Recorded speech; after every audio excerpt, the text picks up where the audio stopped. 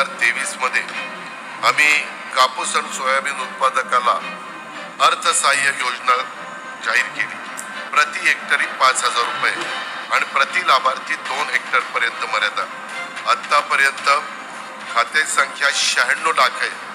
आमच्याकडे सगळ्या कागदपत्रांची पूर्तता होईल। आधार लिंकशी प्राप्त झालेले शेतकरी 68 लाख आहे। आज तुम्ही देशाच्या आर्थिक राजधानी आणि महाराष्ट्राची राजधानी मुंबईमध्ये आलेला 65 लाख शेतकऱ्यांना उद्या तुमच्या अकाउंटला डीबीटीला 2,500 कोटी रुपयाचं वाटप झालेलं असेल। हे देखील मी आजच्या निमित्तानं जाहीर करतो। हा पहिला टप्पा आहे। राहिलेला टप्पा देखील जशी जशी तुमची कागदपत्रांची पूर्तता होईल तसं त्यांना पण त्या हिशोबाने त्यांचे पण रकमा या डीबीटीवर त्यांच्या अकाउंटला दिले जातील। त्याच्यात कुठल्याही प्रकारची दिरंगाई ही होऊन दिली जाणार नाही। माझी तुम्हाला विनंती आहे, कृषी मंत्री यांना त्यांनी धनंजयचं बारकाईनं लक्ष असतं। यंदाच्या वर्षी पाऊस काळ झाल्यामुळं बऱ्याचशा ठिकाणी पिकं अडचणीत आली, तिथं बऱ्याचशा ठिकाणी जमिनी वाहून गेल्या, नदीला मोठ्या प्रमाणावर पाणी आल्यामुळं खरवडून गेल्या, काही ठिकाणी पिकं जास्त पाण्यामुळं कुजून त्याची रोपं गेली आणि पिकं पिवळी पडून ती खराब झाली। या सगळ्याच्या बद्दलचा पंचनामा घेऊन NDRF SDRFचे नॉर्म्स जरी काही असले तरी त्याच्यात शेतकऱ्याला मदत चांगल्या पद्धतीनं झाली पाहिजे अशा प्रकारचा निर्णय हा मुख्यमंत्री उपमुख्यमंत्र्यांच्या उपस्थितीमध्ये 100% कापूस व सोयाबीन अनुदान हे शेतकऱ्यांच्या खात्यात वितरित केला जाऊ शकतो। कारण की हा कार्यक्रम कृषी विभागाच्या वतीने आहे आणि शेतकऱ्यांच्या संबंधित आहे।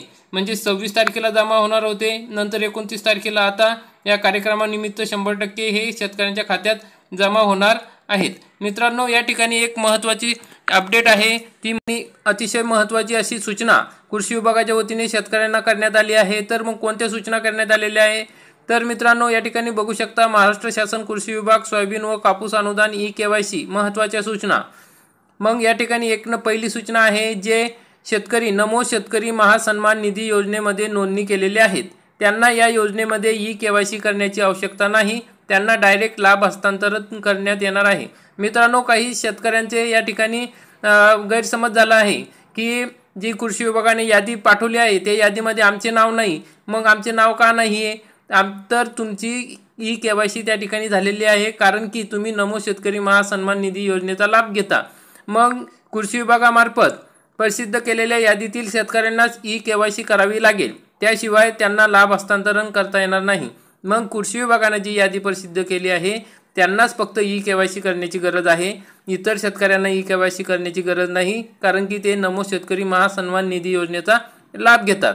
ही अतिशय महत्त्वाची गोष्ट आहे। काही शेतकऱ्यांचे कमेंट आले होते की आमचे यादीत नाव नाही।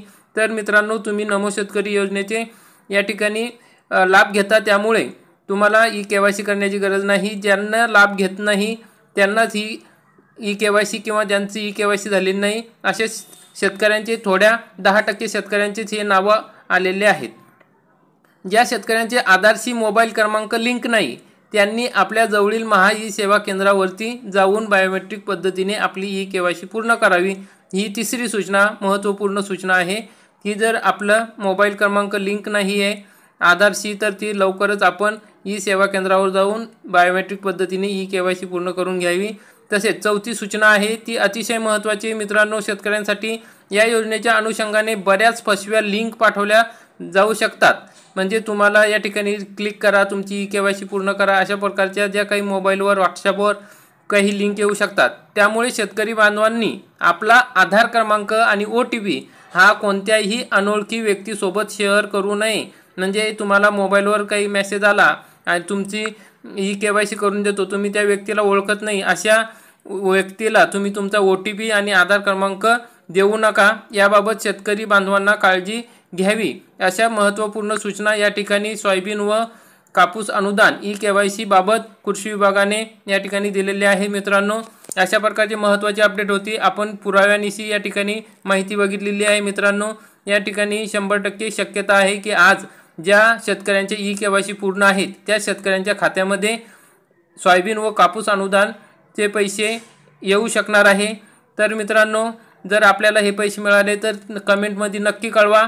तसेच ह्या ज्या महत्त्वाच्या सूचना आहे त्याचेही पालन करा. ज्यांची KYC झाली नसेल त्यांनी लगेच KYC करून घ्या. फक्त ज्यांचे नाव यादीमध्ये आहे त्यांनीच KYC करणे गरजेचे आहे.